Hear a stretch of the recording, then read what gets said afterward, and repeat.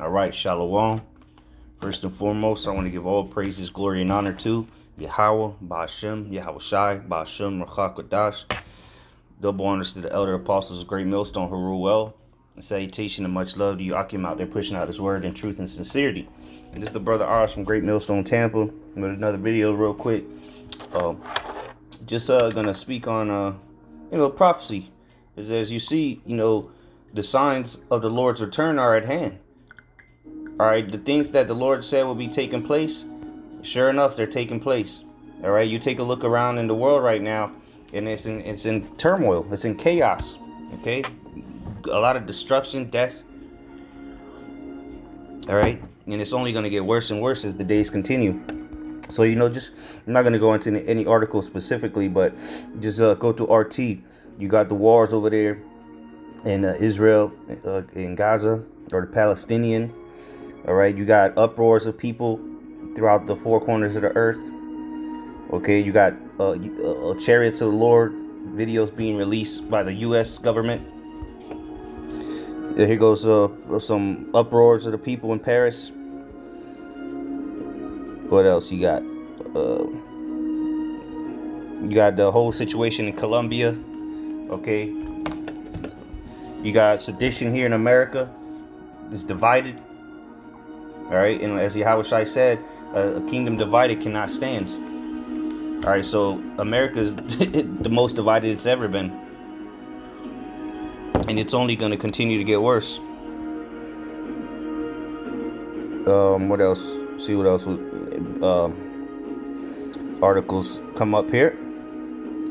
All right, the main topic right now is Israel, but there's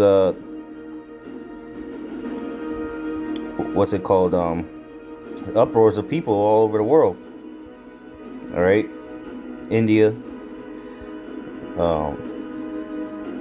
Ukraine and Russia tensions still high, and then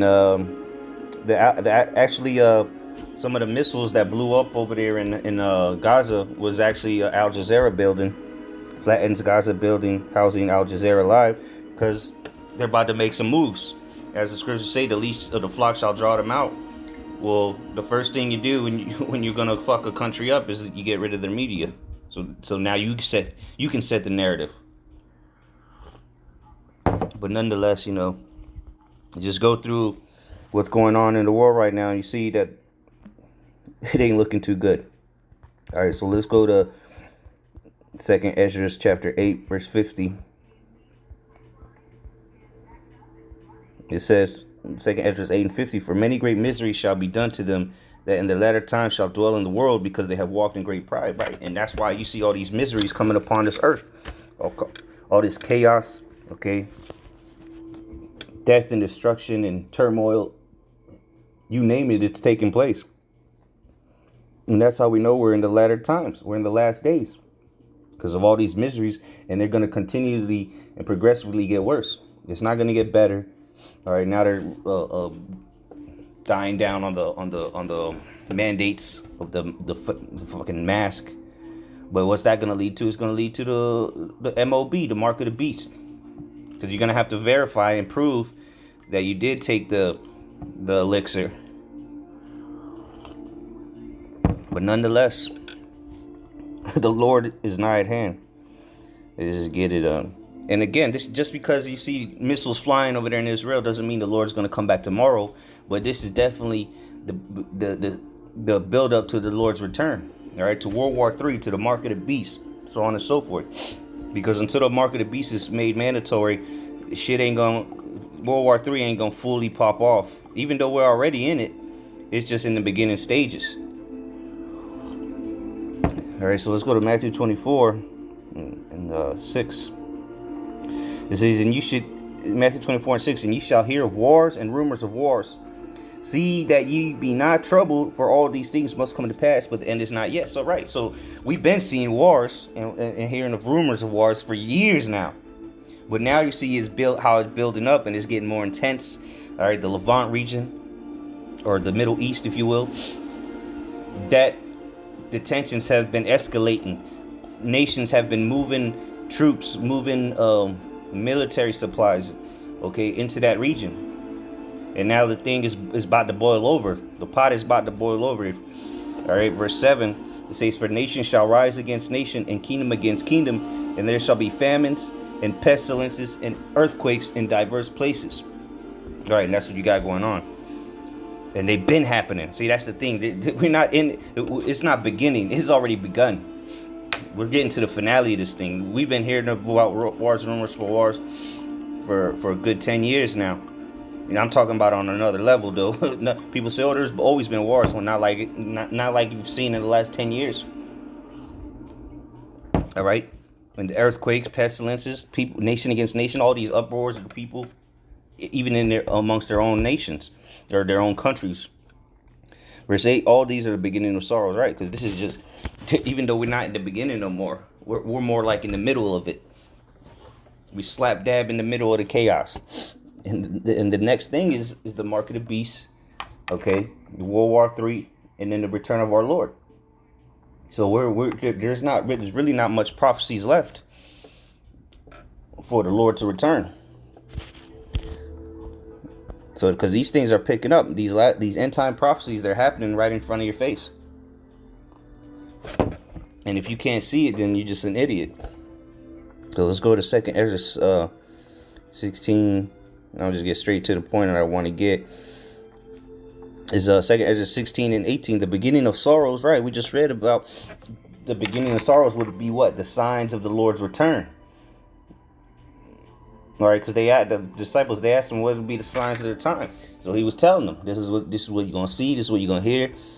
And that's just the beginning, but we've already passed that point of the beginning. Again, we're almost out of this bitch, man. The prophecies are speaking loud and clear.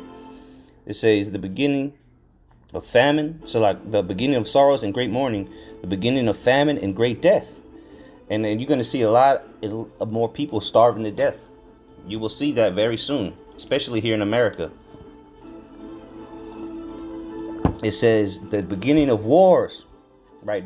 You're going to see a whole all-out war that's going to involve the world. All right, all nations. It's going to be World War III. Okay? The first and second woe is past, and the third woe cometh quickly. The third woe is World War III. You've had 3 major world wars, or 2 major world wars that were prophesied in the scriptures. As a matter of fact, let me get that. Third. It's in Revelation, but I can't remember off the top of my head at the moment. No big deal. Revelation 11:14, it says, the second woe is past, and behold, the third woe cometh quickly. See, the world's wars were prophesied in the scriptures long before they even took place, almost 2,000 years before, or 1,900 years, whatever. But nonetheless, go back to that 2nd Ezra 16.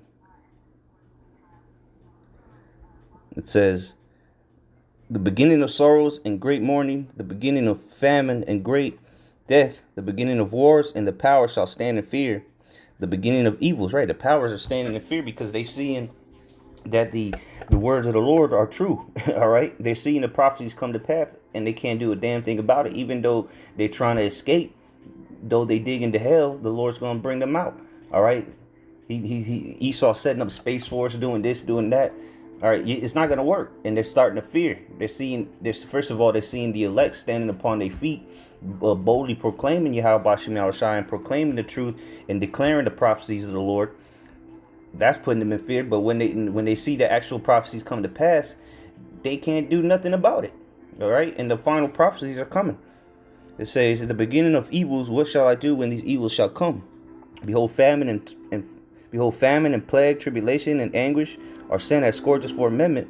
But for all these things they shall not turn from the wickedness, nor be also always mindful of the scourges. Right? Because ultimately this is the time of Jacob's trouble, which is to punish the Israelites. The final time to Israel to be chastised as a nation, even as an individual Israelite. But nonetheless, Esau Edom is going down. All right, and everybody that wants to be hand in hand with him is going down with him. You see all this division amongst Esau. The Russian Edomites hate the American Edomites.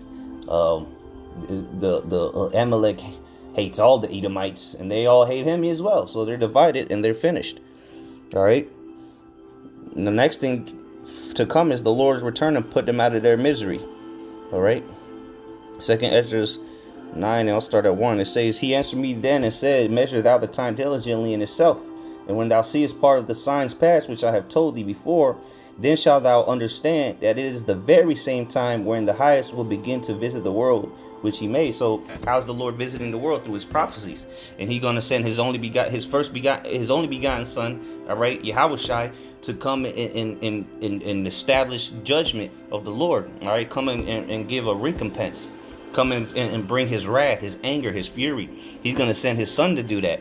And then when his elect get beamed up into the chariots to meet the Lord in the air, you know, after a certain time, they're going to come back down pursuing the Revelation 21. John seen New Jerusalem coming down from heaven. All right, is it 21 or 20? Let me see here. Yep, 21. And Revelation 21 and 2. And I John saw the holy city, New Jerusalem, coming down from the Most High out of heaven, prepared as a bride adorned for her husband. Right, so the Lord is going to send down his Yahushai and his elect, okay, to come establish the kingdom of heaven on earth and put everybody that still remains after the nuclear destruction and the end of World War III and the war in heaven. Because see, in the midst of World War III, the Lord's going to return, and all these nations are going to have to fight the Lord. They're going to team up to fight the Lord, and it's going to be a landslide victory. It's going to be the biggest ass whooping of all time. But back in 2 Esdras 9 and 3, Therefore, when there shall be seen earthquakes and uproars of the people in the world, then shalt thou know, then shalt thou well understand that the Most High spake of those things from the days that were before thee, even from the beginning. For like as all that is made in the world hath a beginning and an end, the end is manifest. Even so, the times also of the highest have plain beginnings in wonder and powerful works, and endings in effect and signs, right? And that's what we're seeing taking place right now. The signs of the Lord, man. The effects, the omens, all these different signs the Lord showed is giving us so that we can understand what time we're living in. That we understand that he has begun to visit the earth. You should well understand now at this point, with all the chaos that's taken place, that this is what the Lord was talking about, that would be taking place before his return. This has to be it. Look at the condition of the earth, man. It's at an all-time low. There's corruption everywhere. The minds of the people are completely destroyed. All right. You can self-identify as a damn pebble on a creek if you want to one day, and then the next day you can identify as a damn poodle. This is the society we live in, and it's sick and corrupt, and it's got to go. And this is why the Lord's coming to destroy America, coming to destroy Babylon the Great, all right, pursuant to the Bible, and put all the nations in subjection and restore his people to a righteous people. But through that, but before that, all right, all this tribulation has to come. The time of Jacob's trouble, a time like no other. And we're living in those times. And it's only going to get worse until the return of our Lord. All right. And then that's going to be the day of doom. All right. Let's get that. It's in 2 Esdras 7 and 43. It says, but the day of doom shall be the end of this time. Right. The day of doom, the day of judgment. All right. You go into the word doom. One of the definitions is judgment. So the day of judgment is going to be the end of this time. In the beginning of the immortality for to come, wherein corruption is past. There you go, man. So this corruptible world, this sick and perverse world is coming to an end very fast. And the day of doom, or the day of the Lord's judgment, is going to be the end of it. All right, the end of this world. And the world to come is for the Jacob, okay, or the Israelites. And it's going to be an everlasting kingdom. So with that, Lord's will is edifying. Mawatla babal, mawatla adawanyam. Kahala Yahweh Shem Yahushai. Shalom.